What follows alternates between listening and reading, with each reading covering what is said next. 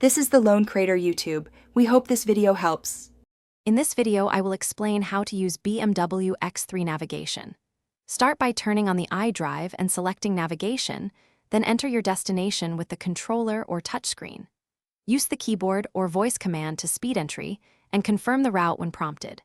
Familiarize yourself with map orientation, zoom controls, and lane guidance to make driving calmer and safer.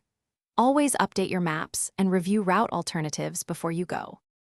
Open the Route Options menu and pick between fastest, shortest, or most economical routes depending on your needs. Turn on live traffic so the system can suggest faster alternatives when incidents occur. Use avoidances if you prefer to skip tolls or ferries, and set intermediate stops for multi-leg trips.